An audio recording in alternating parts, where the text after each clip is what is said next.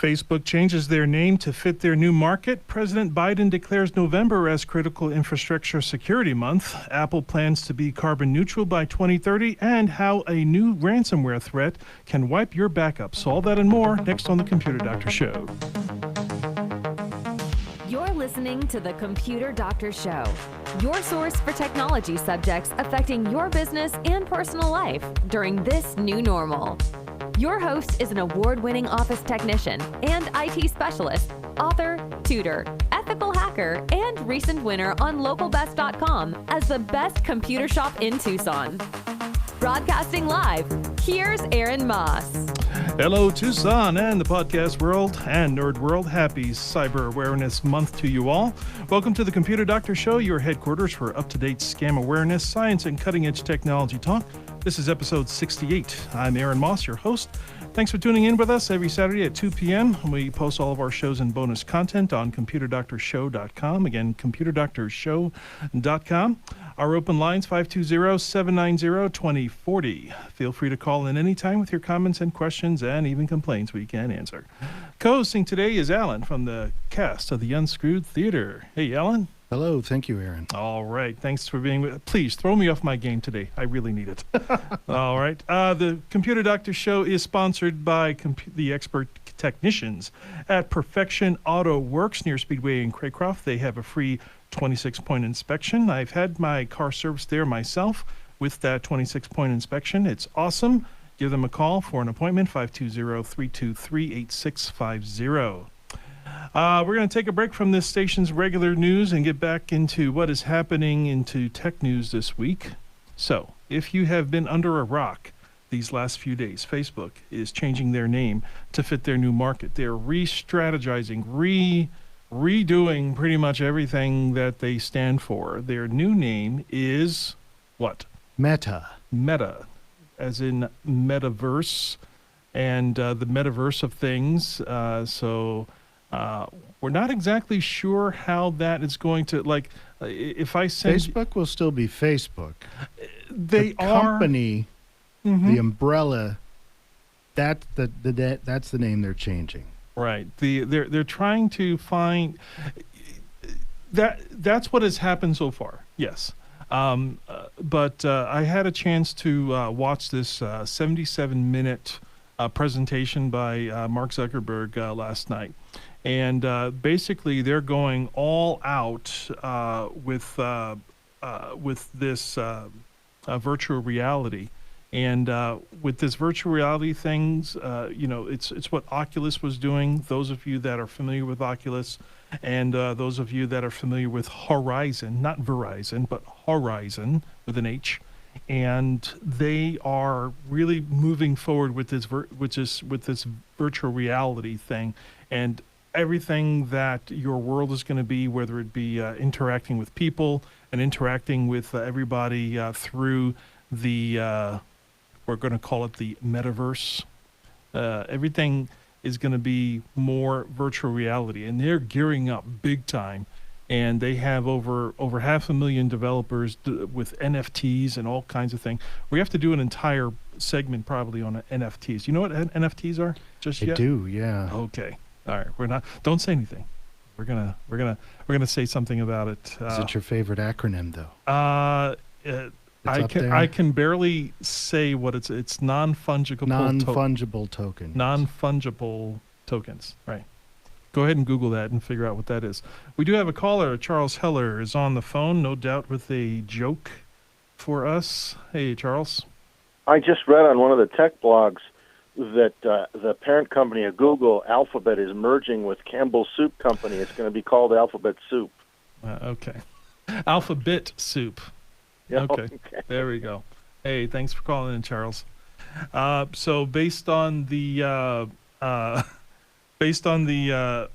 Zuckerberg 77-minute presentation, this virtual reality where you can bring in just about any object into your physical world, into this virtual reality world. So this pen right here, I can bring this pen into the virtual world, and it will be a product.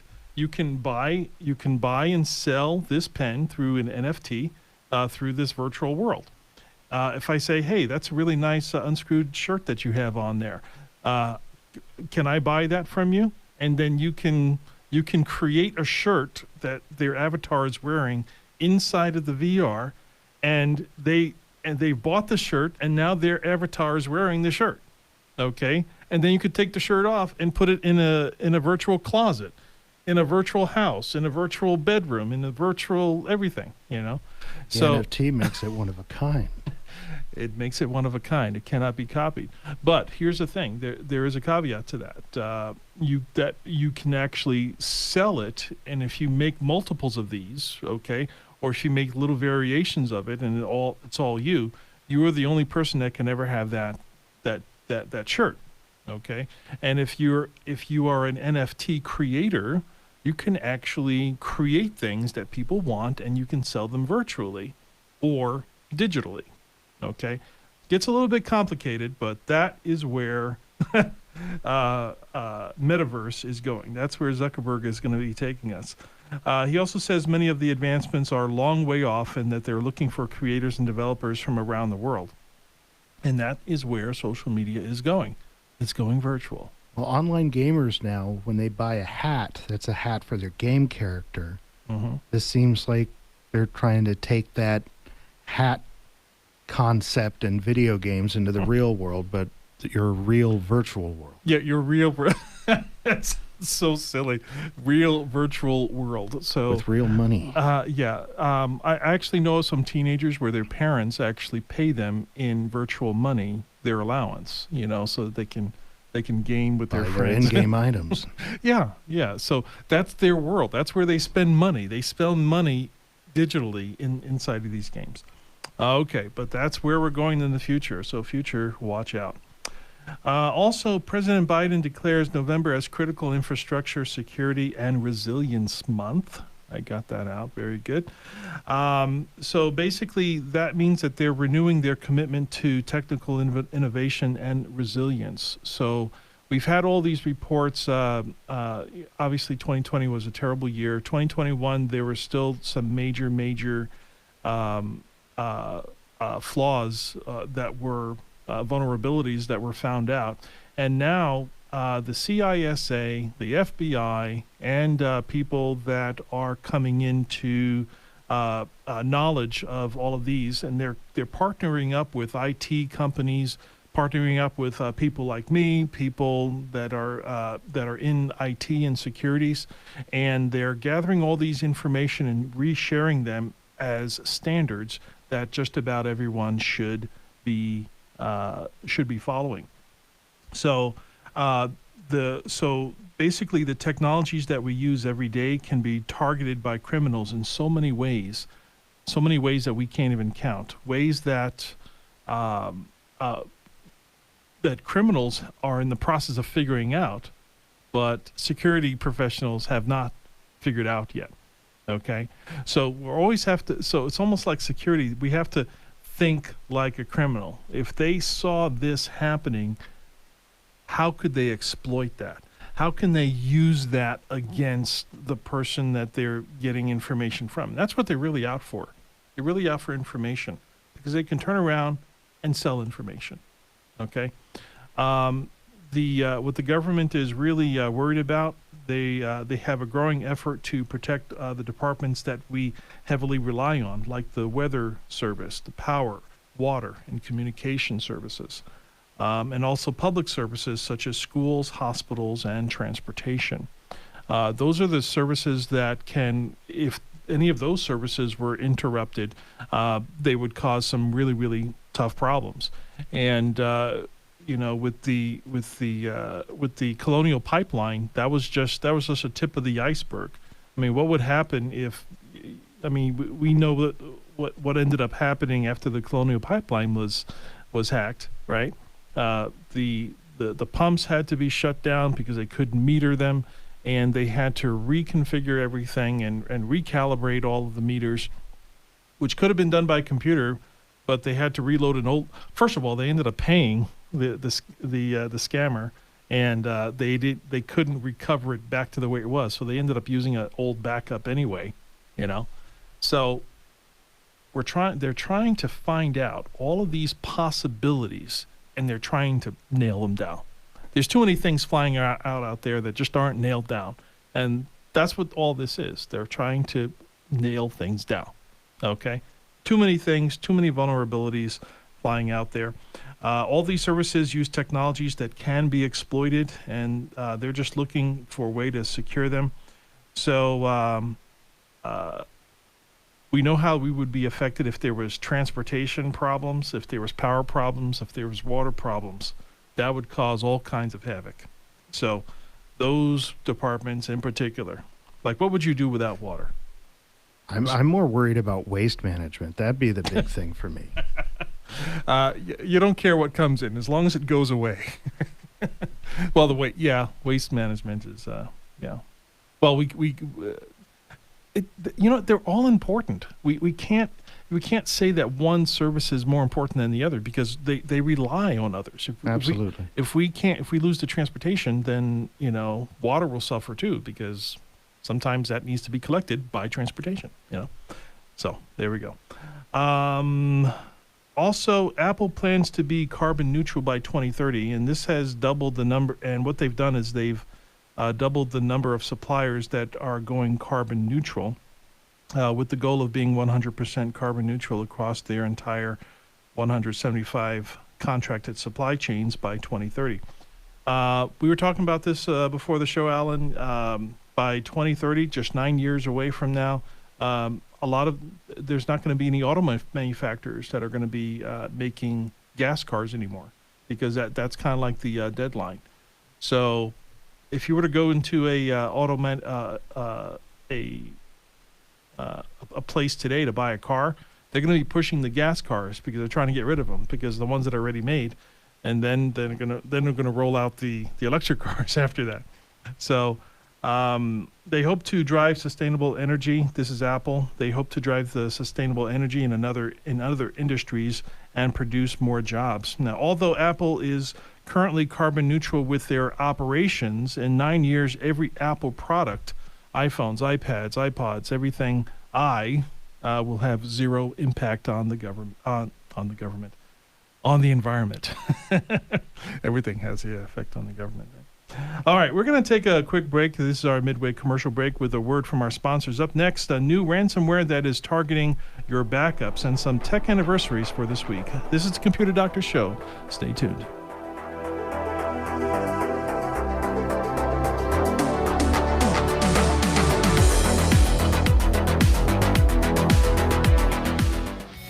Welcome to the John C. Scott Political Forum, the most talked about and listened to talk show weekends in all of Arizona. Now in our 32nd year of continuous political talk.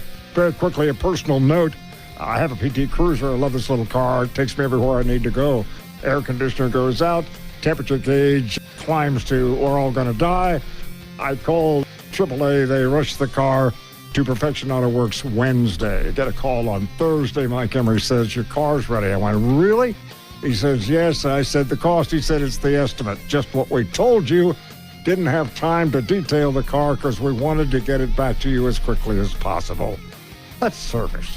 I mean, who does that? What auto repair place does that? That's why we're so proud to have Perfection Auto Works as our prime sponsor. Perfection Auto Works, 323-8650. That's 323-8650 or perfectionautoworks.com. Computer Doctor of Tucson is the best choice in desktop support in Tucson. They fix error messages, power and boot problems, install of software and hardware, and much more. You can come to them, or they can come to you, or even have a remote support session so they can fix your issues over the phone quickly. Give them a call at 261-5508, 261-5508. Visit them on the web at computerdoctortucson.com. Computer Doctor of Tucson, because technology is great when it works.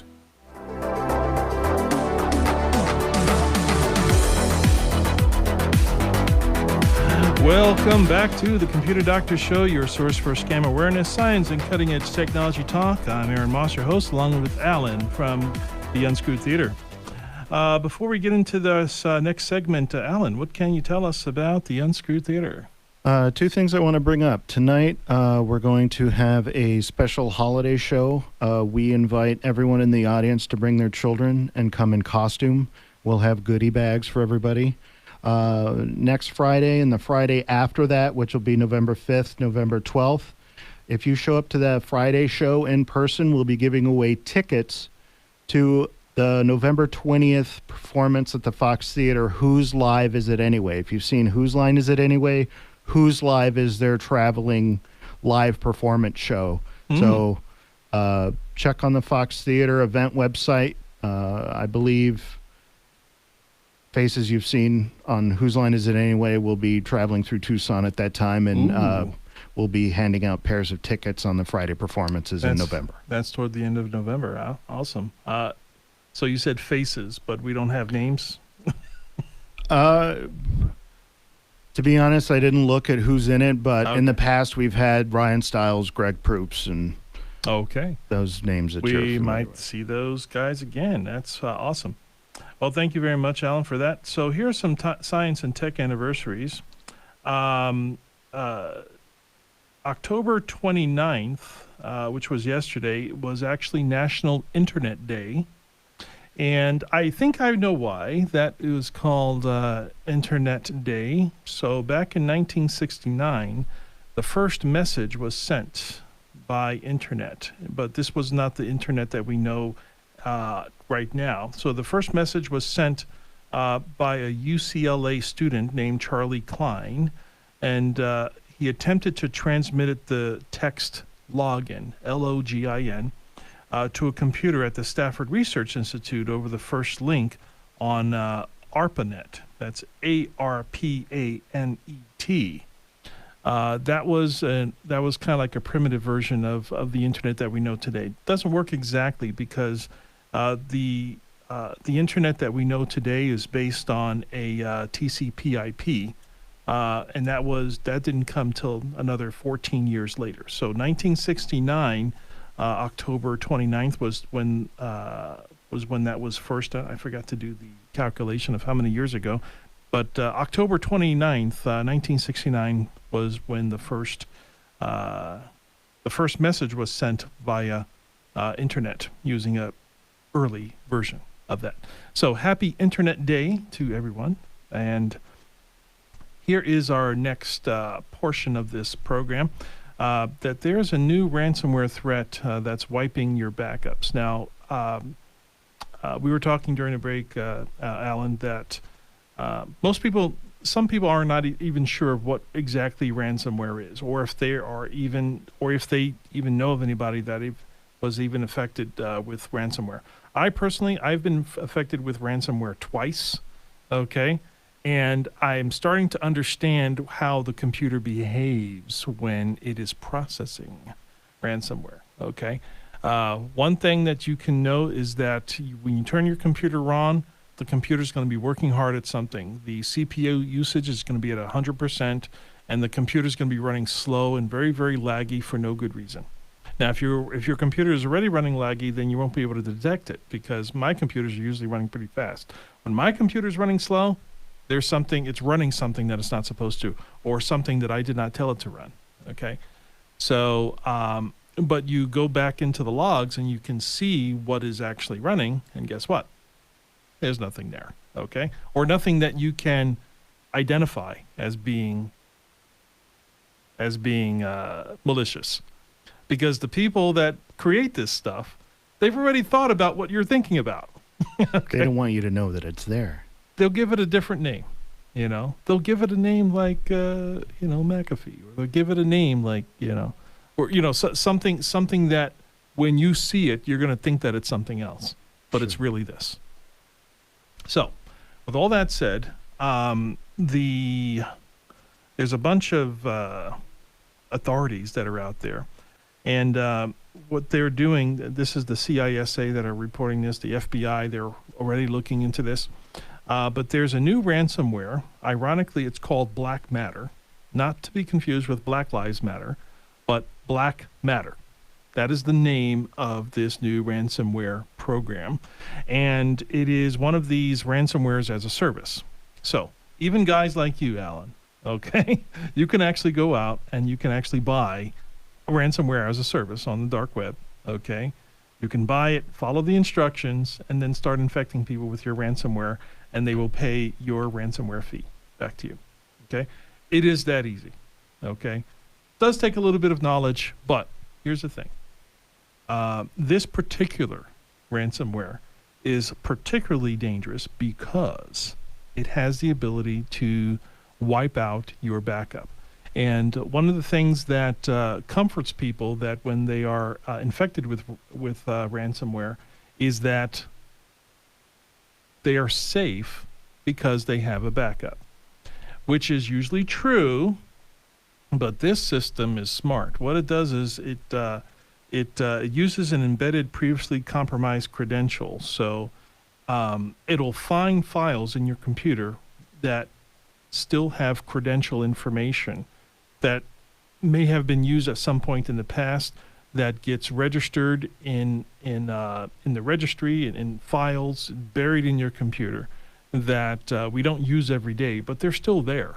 Okay, this program will find it and basically docks together an entire credential, and then it will use that credential to log in to and find backups that are listed in your system. Okay. Now I was not able to determine if they can affect cloud backups, but I know for a certainty that they can affect local backups. So like when you have a Windows 10 or your operating system and you have to plug in an extra drive in order to create a backup, this system is able to find it.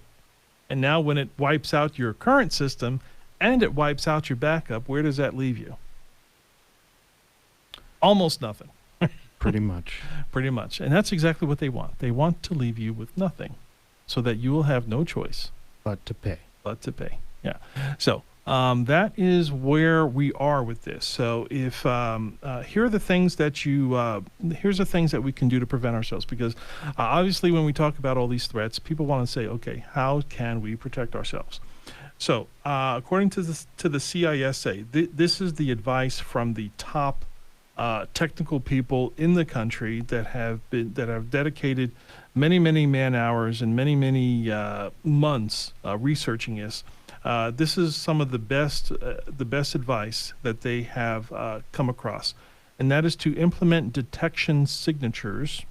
Okay, so not only do we have to create solid credentials, but we also have to be able to have some sort of detection in place that knows that if a credential is real or fake, or the number of times. So, like for example, if you fail to log into your bank account for maybe 5 or 7 times, what's going to happen?